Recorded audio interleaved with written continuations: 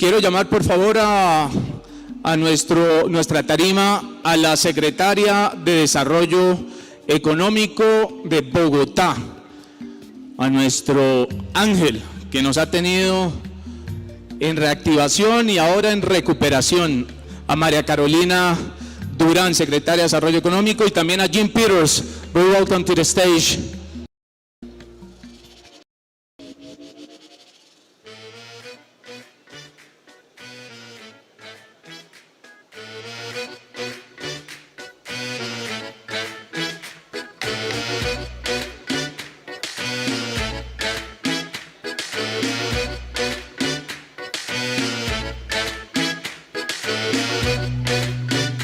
Y por favor, desde producción, me confirman si ya tenemos desde Londres a SHAPIRO y desde Nueva York a ARIEL PALITZ.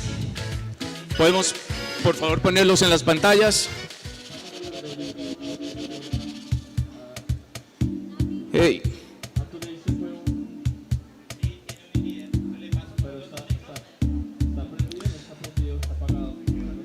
Jim Peters es presidente del Responsible Hospitality Institute de California, de Estados Unidos, y con él que participamos en un grupo de cerca de 65 gerentes de la noche, alcaldes nocturnos, académicos de todo lo que tiene que ver con economía nocturna.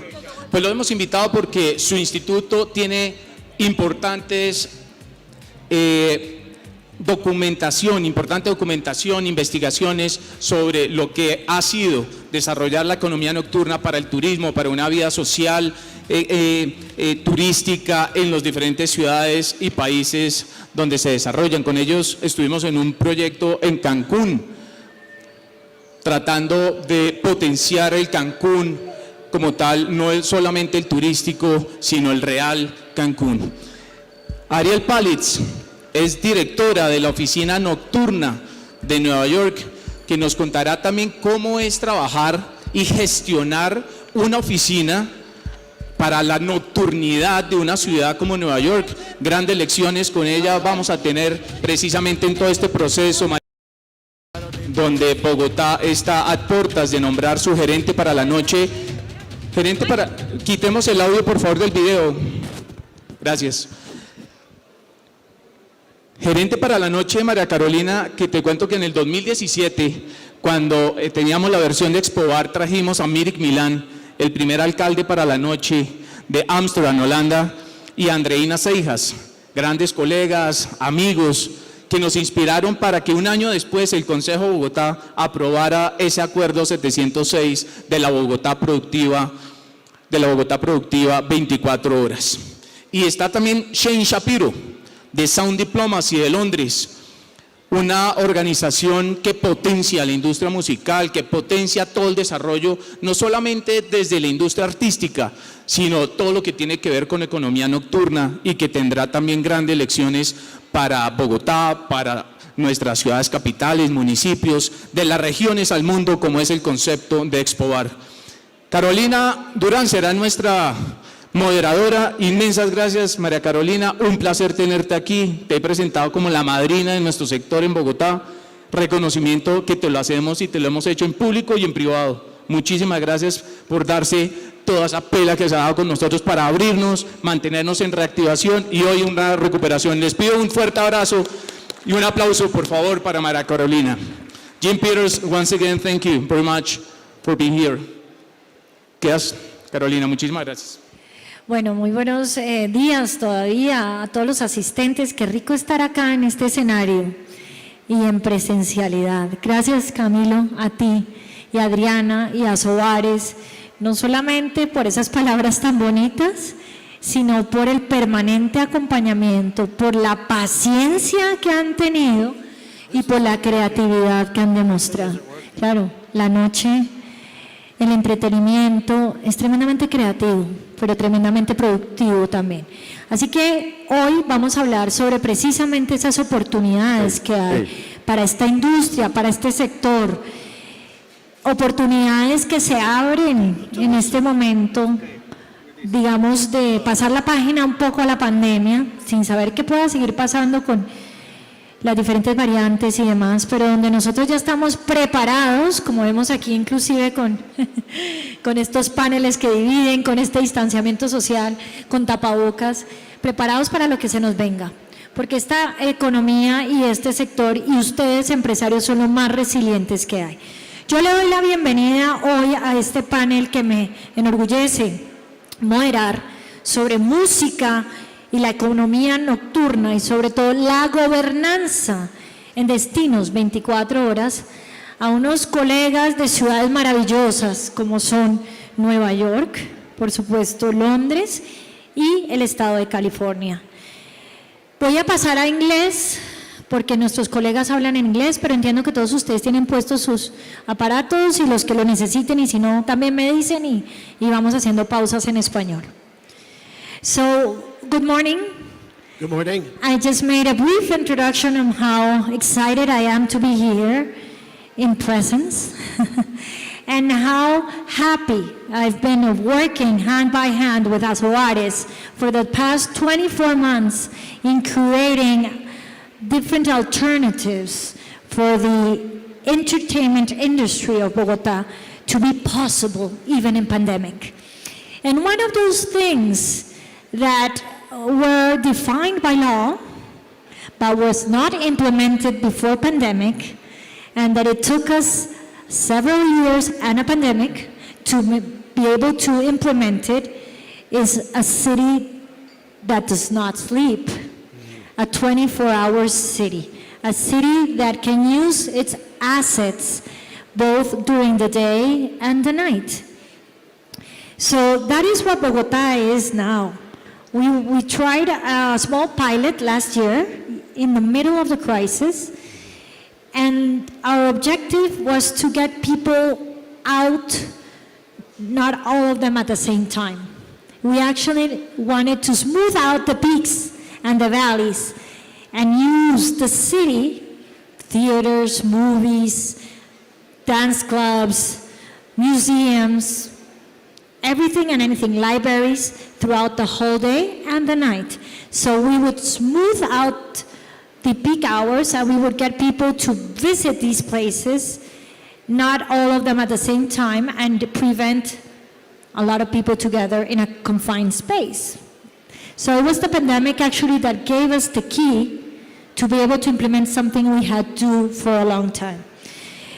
And we were inspired in the cities, or by the cities that you represent. I want to say hello to ARIEL PALITZ from the office of the night office of New York. Where is ARIEL? Dr. SHAPIRO, the director of sound diplomacy of London, and Dr. Jim Peters, the president of Responsible Hospitality Institute in California. And this is what we're going to do today. We're going to divide my panel in 3 parts. Okay, so I'm going to start with one slide. I hope it's provocative enough. And I'm going to open for discussion after I do a brief introduction about that slide. So I don't see my slides here yet. Natalia, I don't know what's going on, but those are not. So we'll do 3 parts. How much time do we have, Camilo? 25 minutes. Where can I see the time? 45. Okay, so while they get my slides here, why don't you tell me a little bit about yourself? I'm going to start with you, that you're here with me, Dr. Peters.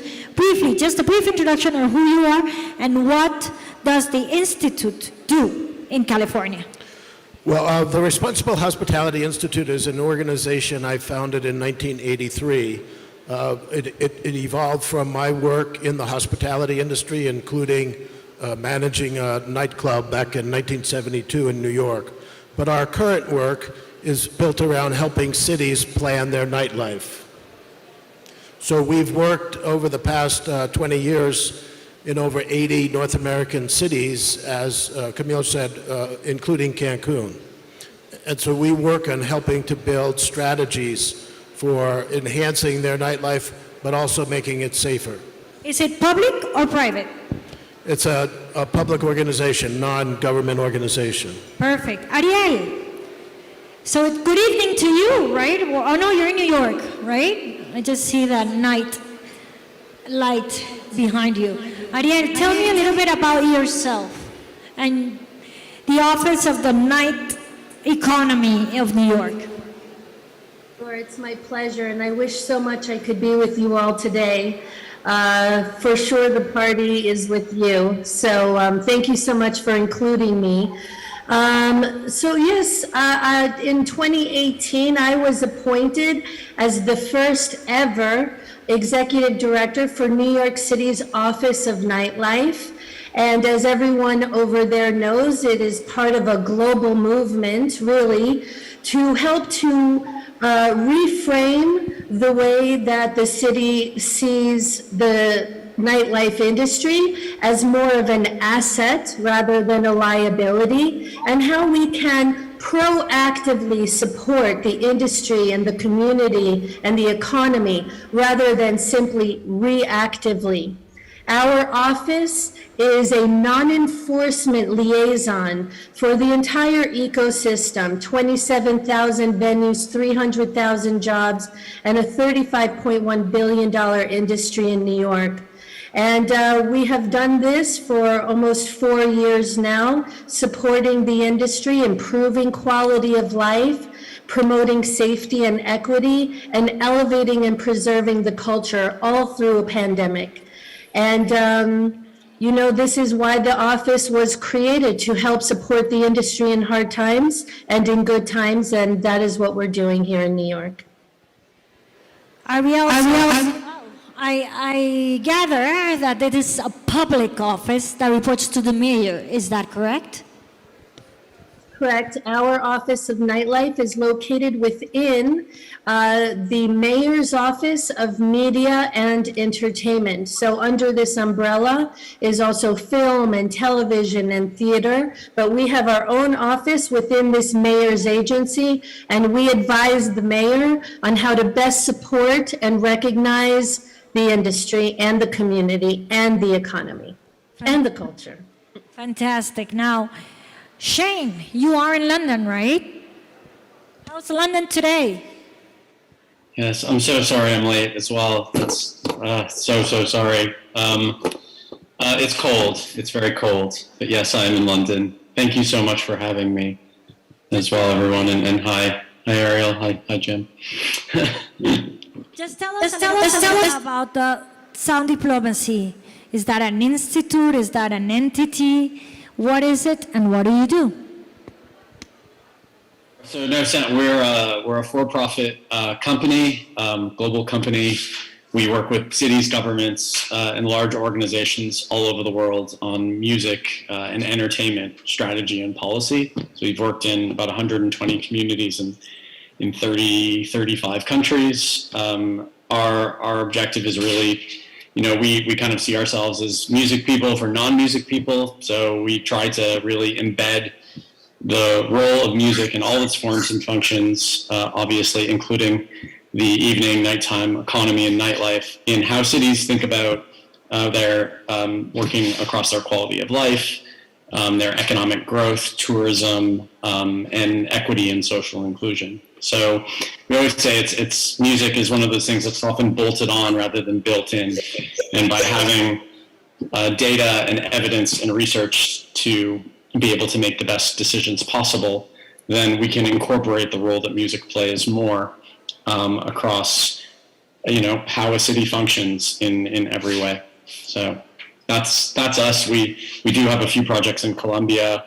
We have offices in 5 countries and a team in a further 5 countries. So we're like the littlest multinational in the world, we always say. So is it public or private? I hear it's more like a think tank. It's like No, a we're think a tank? we're a private for-profit company. So we are a private company. Just a few. There's 3 main shareholders, but we act, I guess, more like a think tank. You have to explain the value of music before you can then, create value out of it.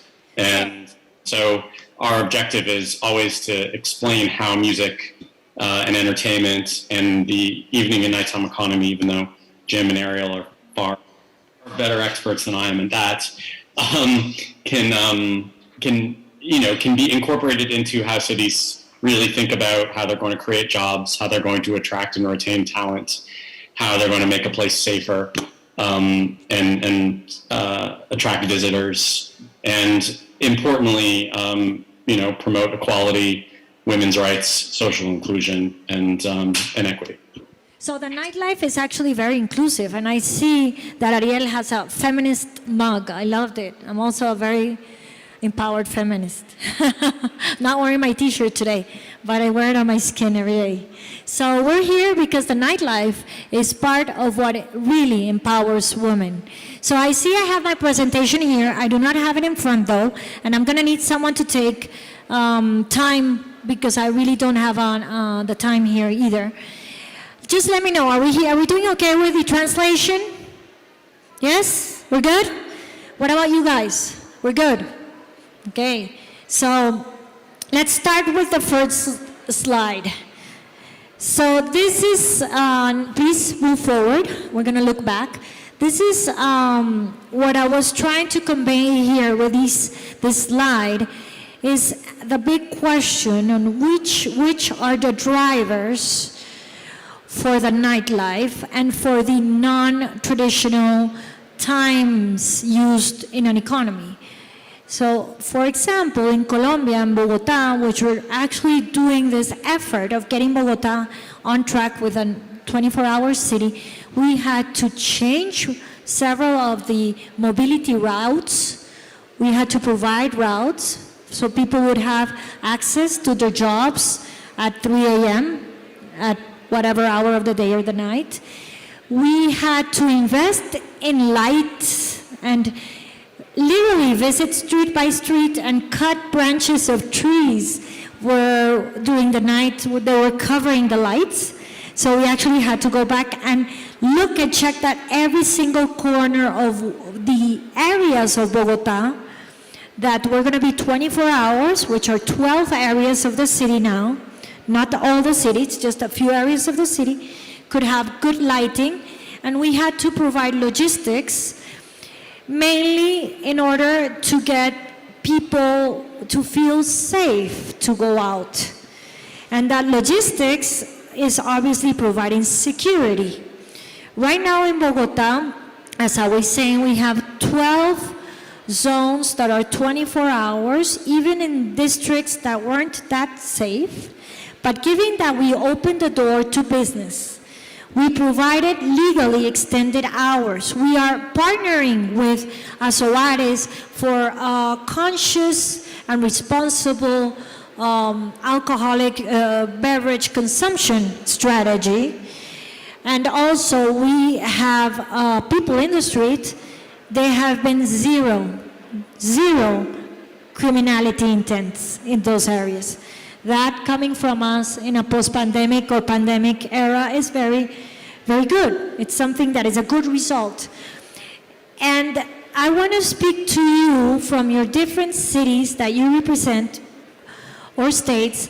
What are those drivers for the nightlife to be a 24-hour city to be effective? So let's start with Ariel. What are the drivers for New York so a 24-hour city could be effective? Well, New York has always sort of been known as, of course, the city that never sleeps. And to your point, I think transportation is a very core element of being able to facilitate that. So because New York has 24-hour subways and buses and for-hire vehicles that go to almost every corner of the city, it has historically supported a 24-hour economy. Okay, so mobility being one of them for sure. Is the subway in New York 24 hours open, or is just the red line, or how does that work? 24 hours, of course. And then, this is a very, diverse city with different types of, ways of making a living and careers. And so the energy and the ability to eat and drink and dance and travel and whatever you need, you can get 24 hours a day. So knowing that this infrastructure is already essentially in place and of course can always be improved, our office has really focused on how to really support the nuance to make it better, safer, more supported, more diverse, and to help with harm reduction as it is continuing to work as a 24-hour machine. So historically, we know that life at night has been seen as a liability, a negative. And so I think the pandemic really did help to see life at night as not just a liability or even a luxury, but a necessity to our economy, to our personal well-being, to our cultural well-being. And this reframing through this pandemic, for example, you don't know what you have till it's gone, has given us this ability to collectively, as an administration and as a city, do what we can to collectively support, respect, and appreciate life at night, and are looking at different ways to make sure that it is strengthened and created more sustainably and with more fairness on a macro level and also on the micro level.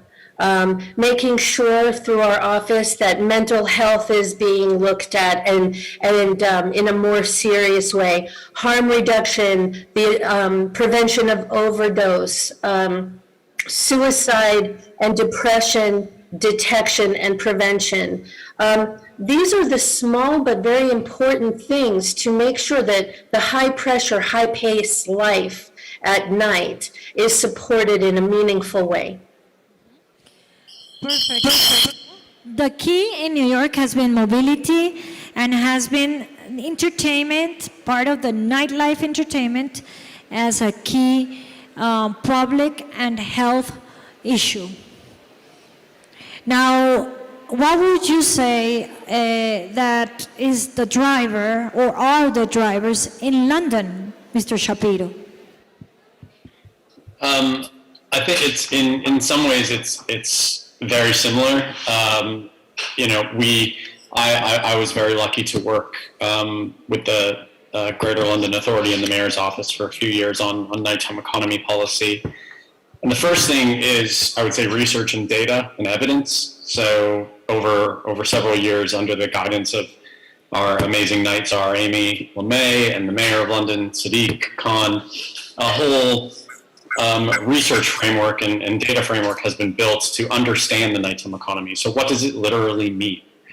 Because the nighttime economy means, as you said, different things to different people. There's the life at night model, there's nightlife, and culture and entertainment. And then there are all other issues, which I know New York shares, like simple things like delivering, like deliveries at supermarkets and drugstores and pharmacies. So a team has been built at the Mayor's Office to really build on creating an evidence base. And that evidence base did the economic impact of the nighttime economy in London, as well as the social and cultural impact, and kind of building out a framework to explain how nighttime economy policy interacts with other departments at City Hall. That was really important, is sometimes you go up a flight of stairs and it's a different world.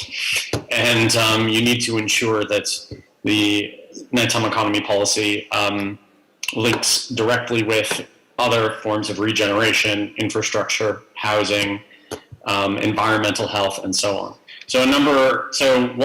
A couple of things that's happened. One is an incredible initiative called the Women's Safety Charter, which our nights are led on. Women's safety in London, I guess, like in unfortunately in many cities is a problem. And that was a framework that kind of helped educate and train and bring together the wider community, the business community, and the public community. A framework was developed to educate local governments. So London is made up of 33 local governments, and then the Mayor of London sits on top of that. So a champions network of local governments was created. So each of the 33 was given a nighttime economy representative. That had never happened before. That was a pretty big deal. And in addition to that, more data was developed to help advocate for the launch of our 24-hour night tube, which runs on weekends. So we have now the night tube runs Friday nights and Saturday nights, but that's only been around for the last 3 or 4 years. And one of the reasons to demonstrate the economic impact of why to keep that going is to collect the data to show that enough people are using it, and that what are they using it for. And I know that that there's data on the Mayor of London's website that demonstrates that it's not just people going out, it's most people are going to work or coming back from work. So having a safe passage demonstrates the need. So, but if I can say it really is about evidence, data, and research, and it's incredible what the Mayor's office in London has done to build an evidence base to demonstrate that the nighttime economy in all its forms and functions is just as important as the daytime economy in London.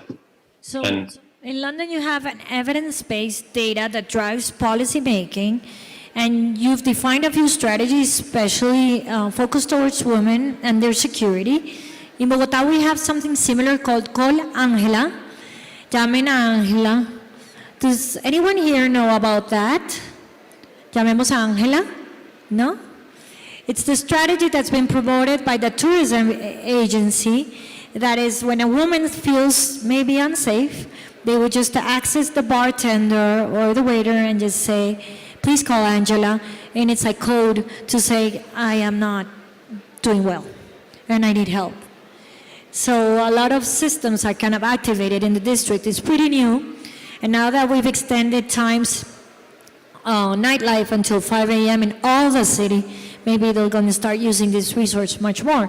And for sure, data is what should drive the analysis. And that's what lets us know that the nighttime economy and the entertainment economy, which is not only at night, it's also during the day, represents for Bogota about 1,002,000 employees. 75% women and young people who could actually study and work. So it really is a leverage for development to foster the service economy. And that's why we have also decided that as part of our reactivation of the economy post-pandemic, this is our best bet. So tell me a little bit about, Jim, I know that New York is very concentrated. You have a high density, you have subways 24 hours.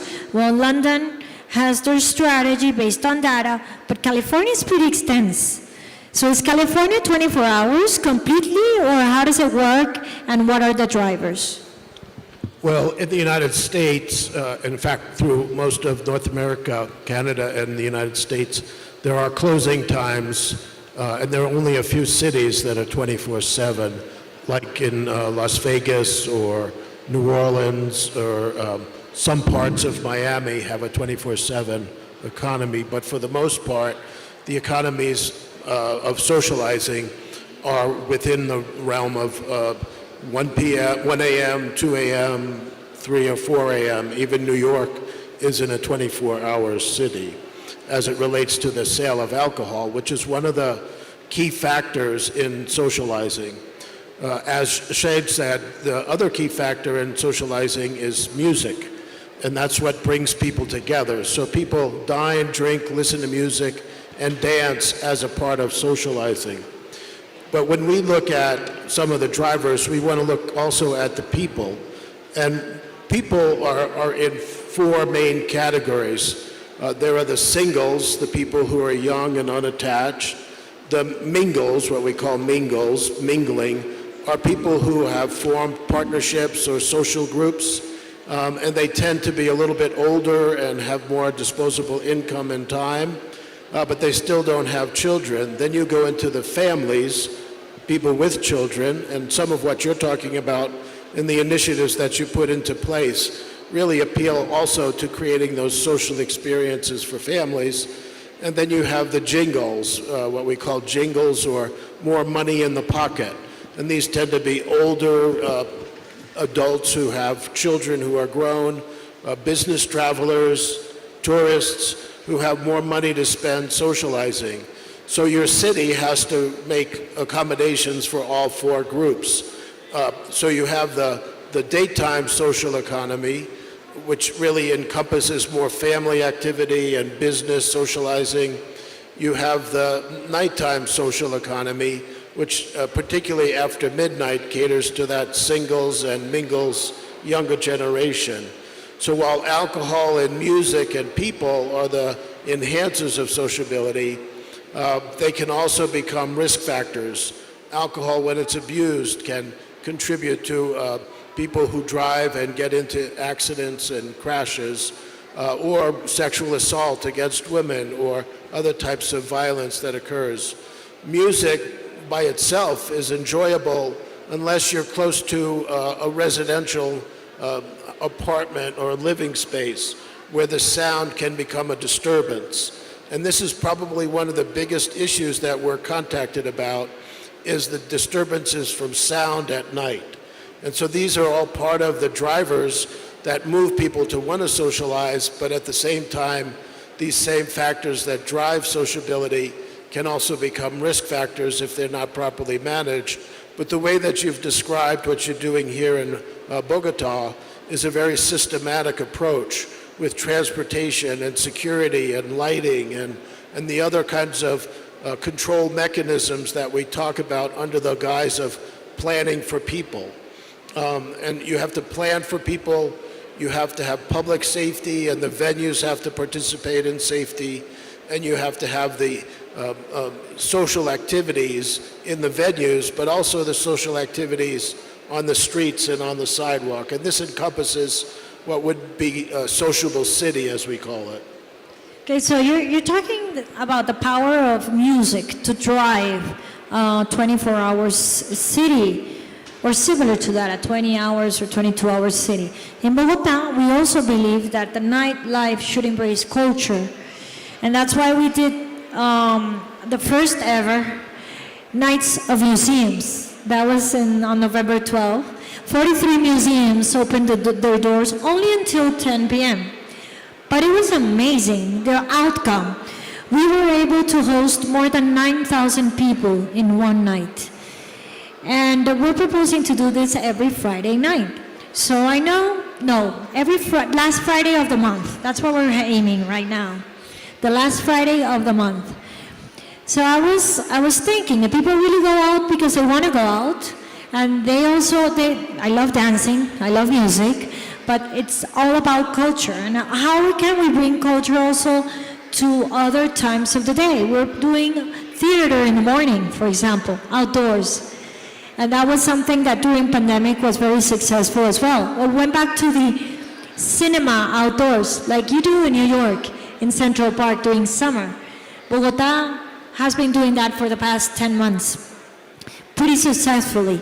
So let me just go back to my second slide here and the second part of this panel.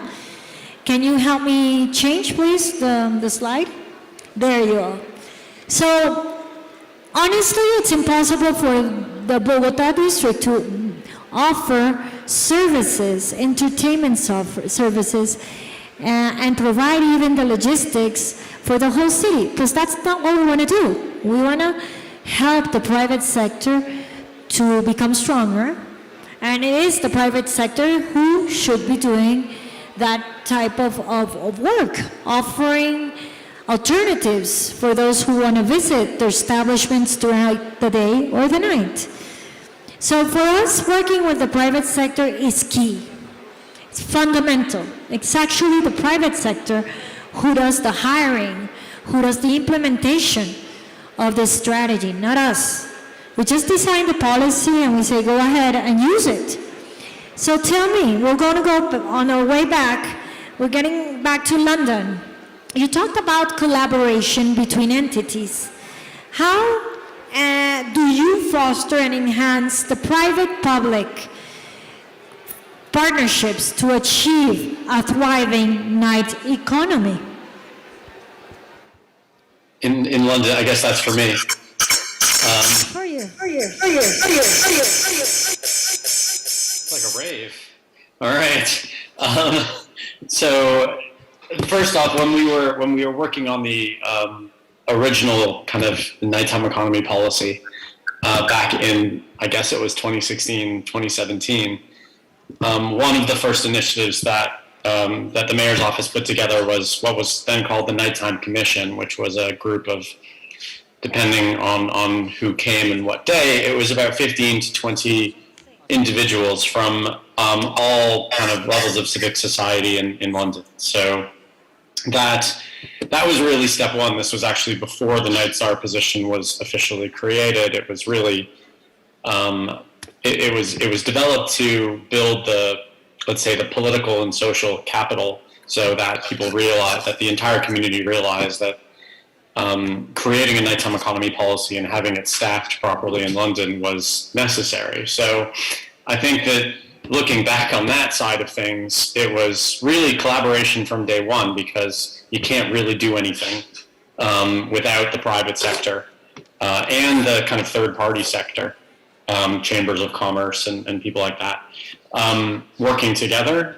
You know, the UK and especially London have a real rich history of robust trade associations and kind of lobbying associations. So one, you know, there's an organization here called the Nighttime Industries Association, which partnered and participated in that consultation. They've become very, very active during the COVID-19 pandemic, because our government has, you know, has created challenges, let's say, for nighttime economy operators during the last 18 months. And I think that type of collaboration never goes away. So, you know, even I'm now, you know, now I'm technically just a member of the public. I'm working with a few other organizations in London on nighttime economy policy and music policy, but the mayor's office, I know, is constantly engaging, you know, the private sector bars and security organizations, but also they're liaising with the large trade associations like the Nighttime Industries Association, or another one called UK Hospitality, which is the larger hospitality sector, who are, you know, it's a constant, you know, push and pull conversation. So there's very little that happens in this city without it going through quite a lot of consultation, because we're such a big city and there's just so many, you know, there's so many different stakeholders. And then the last thing I'll say is there's another level to ensure that engagement is equitable. So that means enough, you know, 50% women, that it is representative of the community in which we are consulting in. And then depending on where the potential issue is in London, or where the noise complaint may be, and we're seeing, I'm sure you guys are too, that noise complaints are skyrocketing because people got used to quiet during COVID, so now there's noise again. So depending on where it is, it's a constant challenge to ensure that those who are being consulted actually look like the community that is engaged in that situation. And that's something I think that the mayor's office and the wider kind of nighttime economy policy infrastructure in London does very well. So I hope that answered the question. Yes, it does. Thank you. The engagement is key. The permanent dialogue is key. And I have a question for Ariel. Ariel, how do you articulate so many stakeholders to have a common vision?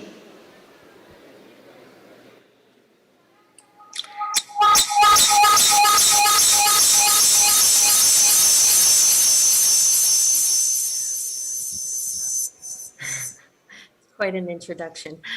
So I don't think we will ever have a common vision per se. There's so many different perspectives really on what is fair, what is right, what is acceptable as far as sociability is concerned.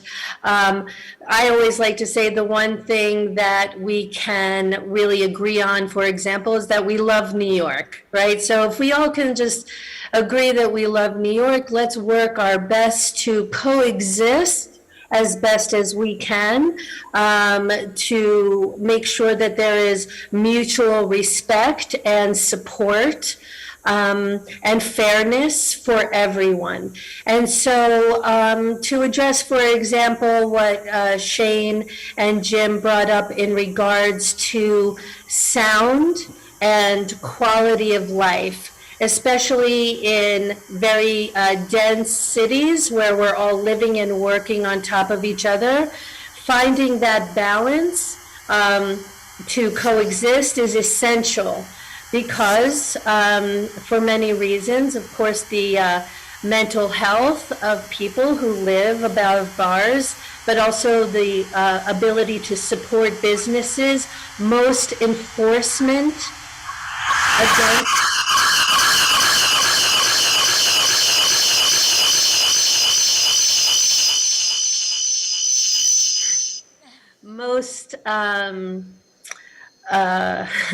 enforcement is against venues are complaint driven.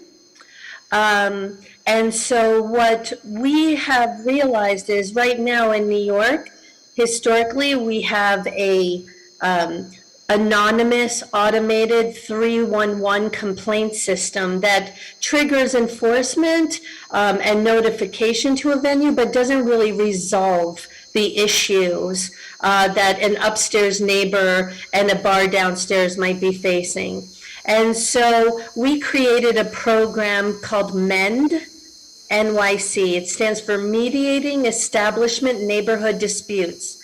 And it's a alternative to anonymous complaints, and it provides free mediation and communication between the upstairs neighbor and the bar downstairs to find common ground, to discuss what the issues are, to humanize each other, and to develop a relationship that they can rely on.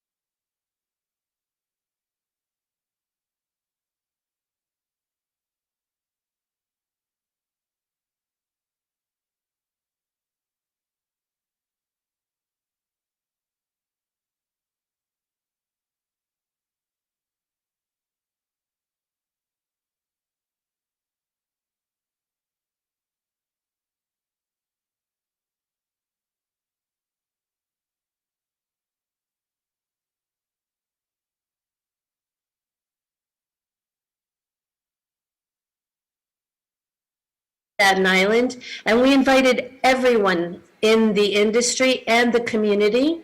And on stage, we had the police department, the fire department, the buildings department, all city and state agencies that interface for an open dialogue and to talk about what are the issues that are important to you, what are the things that need being fixed. And that was exactly how we identified the priorities and the focuses of our office from that moment forward to really condense and focus on the issues, because there's so many really, and limited time and people, and we really wanted to make sure that we were addressing those issues. And what we found is quality of life was really up there for everyone. So I hear that from London we have dialogue, engagement, In New York, we have some of the same things, but also technology. In London data, we have used technology. So how's California? What is the best way to get this public-private collaboration on the way? And can you provide one success story? Well, we don't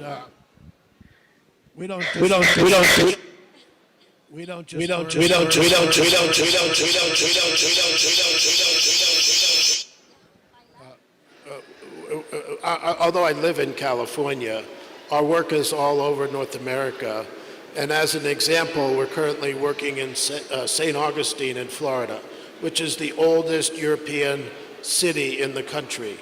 And it's very much, as I went on a tour of Bogota, like Bogota in terms of being settled by the Spanish, a lot of Spanish history.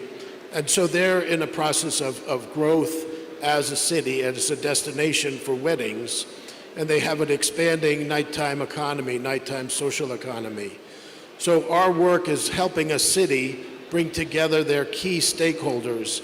And we use a formula that includes hospitality, which is dining and nightlife, culture, which is music and tourism, planning, which is development, which is planning and mobility, research, which looks at the economic and safety data that SHAIN was talking about. We also look at safety from a licensing compliance perspective, and the community, which is residents and advocates. So it's this pie, so to speak, of key stakeholders that have to be at the table in moving forward and coming up with whatever vision they want for their city, and then ways in which to achieve that vision. So very much like what you've done here in Bogota, you had this vision and you began to remove the barriers to achieving that vision and putting in the resources necessary to make that happen.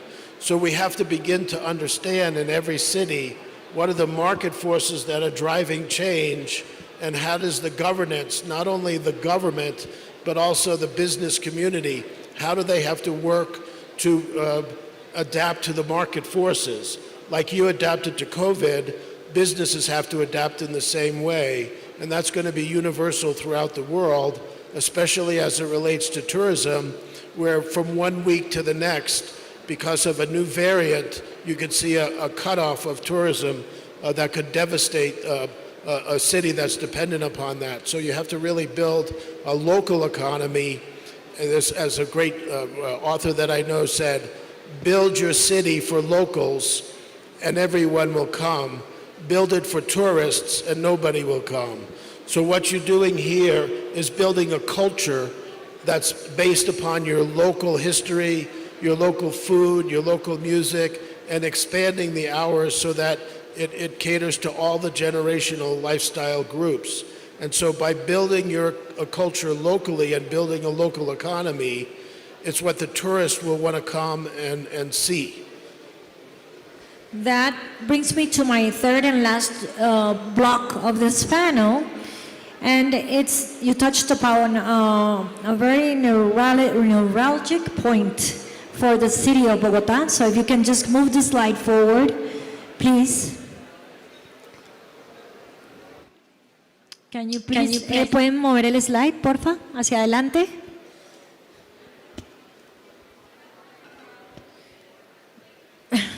Y aquí atrás también, por favor.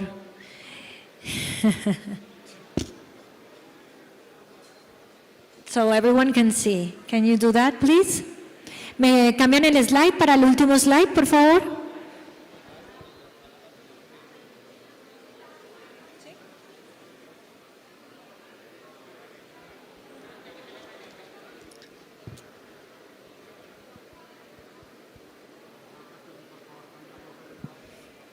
Consola de sonido, si me ayuda con el slide para que todo el mundo en el auditorio lo vea, por favor. Gracias. La pregunta es, ¿qué es primero, la gallina o el huevo? What comes first? How do we get people to go to the streets? You said that can you read San Agustín? In San Agustín, you need people to visit the local culture and you need to provide opportunities entertainment for the locals. And then the tourists will come. Not provide a city for tourism and forget about the local economy. Actually, Bogota, with the region, accounts for 42% of the GDP of Colombia, and the service economy is 30% of that. So we have a very robust local demand in terms of food, gastronomy, in terms of theater, in terms of movies, in terms of bars and night entertainment. A lot of music festivals happen in Bogota, theater festivals, open-end festivals. But still, we can't get people to go out after midnight. It's not like in New York, where someone could actually go to L'Express and have a nice beef bourguignon at 3 a.m. People are not used to that. This is a cultural and mentality issue. So what's first, the chicken or the egg? What would be your advice for Bogota? And let's start with you. Thank you, Jim. Well, I think they all come together, but for what I see, what I've experienced so far is it's a very rich city of history and culture, and you have so many different areas of the city that provide those social experiences. So for the most part, I think it really is beginning to bring together these assets that you have and to highlight them in such a way that you would begin to say what's missing and begin to fill those voids, but also to emphasize all of the wonderful things that are happening and make people aware of what's available to them, and to also ask questions. So for instance, we talk about women in our previous discussion. When we work in a city, we organize a focus group of women of different ages and different backgrounds, and we ask them, what is it that you want when you go out, and what makes you not go out? And so by focusing in on what the women's perspective is, you begin to identify opportunities that most men, who are often the ones that manage the venues or that are in elected positions, they may not necessarily see. So having a real focus on asking different groups what it is that they don't have and trying to make those things possible. So I'm going to go to Ariel right now, and it's again the question of the chicken or the egg. We have Transmilenio. We yet do not have a subway in Bogota. We will someday, hopefully. But we have Transmilenio.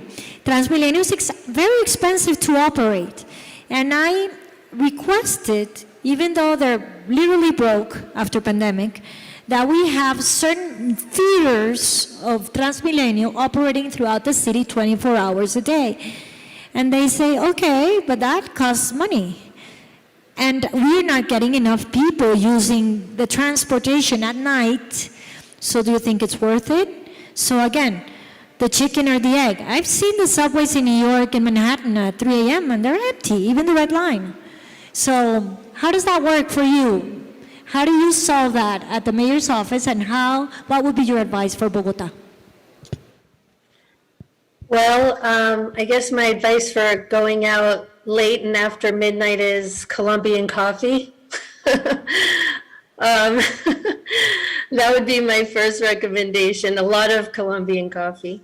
But I guess, you have to, first of all, the reason why the subways aren't always full is because there's choices, right? There's the subway or the bus, or it's a very big walking city, or we have for-hire vehicles as well as yellow taxis.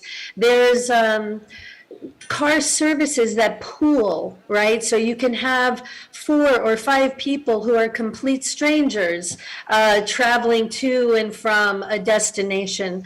I think, the real incentive or motivation really is, if you build it, they will come, like in the movies.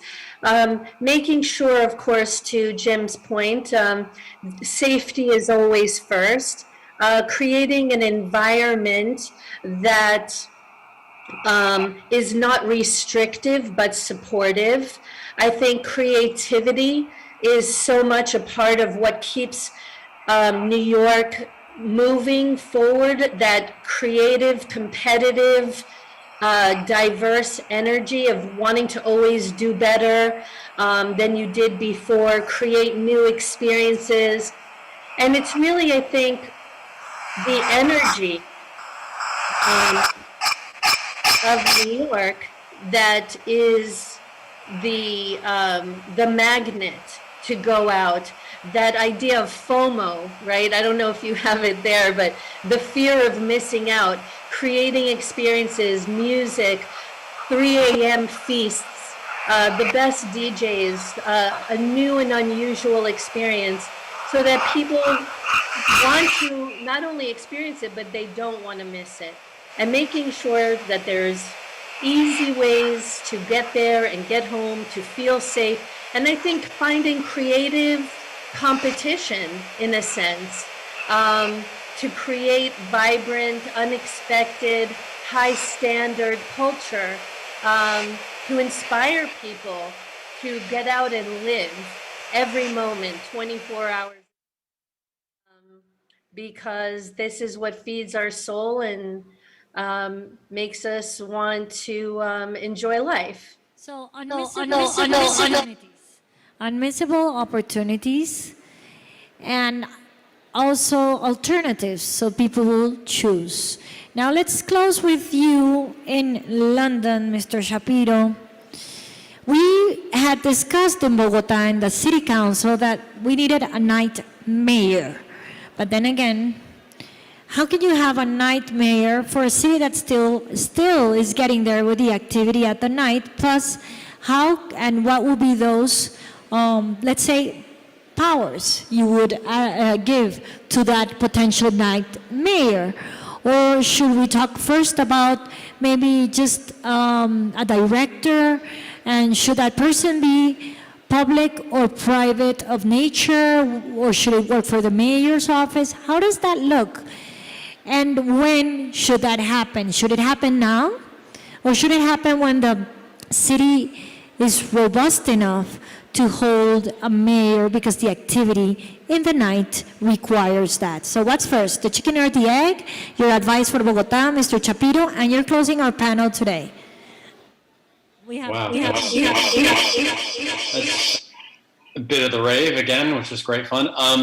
So first off, please don't get hung up on titles, okay? Sometimes we tend to get hung up on titles and jobs, and we forget about what's actually important. What's actually important is the policy and the strategy and the research and the evidence gathering. And as I said, when a city does not have a policy for something, then it has no framework to discuss it in the same language that you would discuss housing or transport or culture or crime from a policing perspective.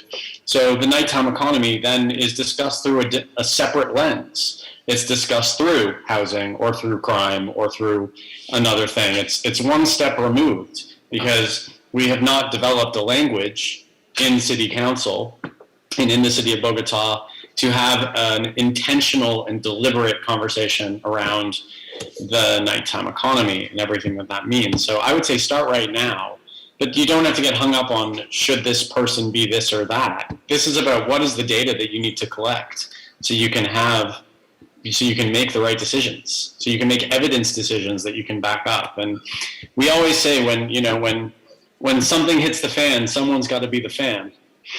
So, it's often, that's why you need someone in a position of authority, whether they're a director or they're called the night mayor or they're called the head of something. It doesn't matter. You need someone who is responsible for developing this policy area. In London, they're called the night czar. I know, Ariel, you're called something different as well. In other communities, I know Jim has developed dozens of these. So I wish he was closing this panel, but it's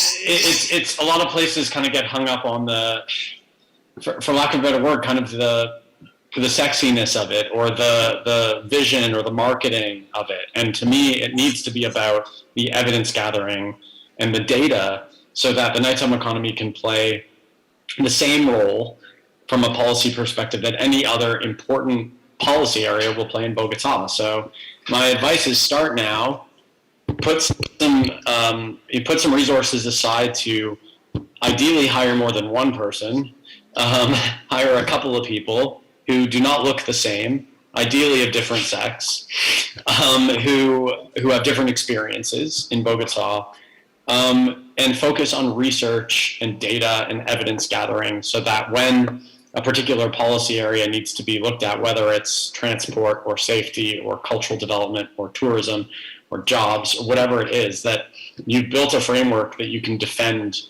the decisions that are being proposed, like you would have to defend with any other policy in the city. But it's always, you should have started yesterday.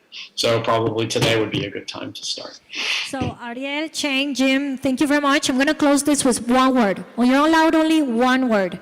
What does the nightlife entertainment mean to you? And I start with you, Jim. Then Ariel, then Shane. And one word. Relationships. Relationship. Ariel, are you still there? What is your word? And Jim, I think you got disconnected.